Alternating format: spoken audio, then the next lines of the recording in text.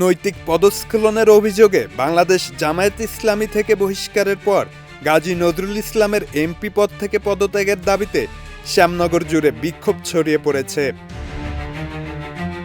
23 জুলাই শ্যামনগর উপজেলা নির্বাচন কমিশন কার্যালয়ের সামনে সর্বস্তরের উলামায়ে কিরাম ও তৌহিদি জনতার ব্যানারে মানববন্ধন ও সমাবেশ অনুষ্ঠিত হয়।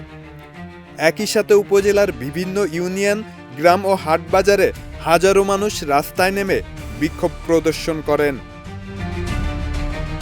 আন্দোলনকারীদের মতে, সামাজিক যোগাযোগ মাধ্যমে আপত্তিকর ভিডিও ছড়িয়ে পড়ার পর দল থেকে বহিষ্কৃত একজন ব্যক্তির সংসদে প্রতিনিধিত্ব করার কোনো রাজনৈতিক বা নৈতিক ভিত্তি থাকে না।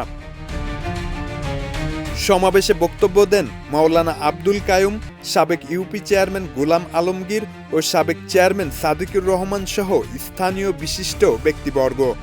বক্তারা বলেন, জনগণের আস্থা হারানো এবং জাতীয় সংসদের মর্যাদা ক্ষুণ্ণকারী এই সংসদ সদস্যের অবিলম্বে পদত্যাগ করা উচিত। আমরা মাননীয় স্পিকার সাহেবের দৃষ্টি আকর্ষণ করছি, তাকে যেন অনতিবিলম্বে বিলম্বে তাকে বহিষ্কার করা হয় এবং তার পদ যেন স্থগিত করা হয়। এছাড়া জামায়াত থেকে বহিষ্কার করায় বিভিন্ন স্থানে সাধারণ মানুষকে আনন্দ মিছিল ও মিষ্টি বিতরণ করতে দেখা গেছে। শব্দনীল, দেশ রূপান্তর।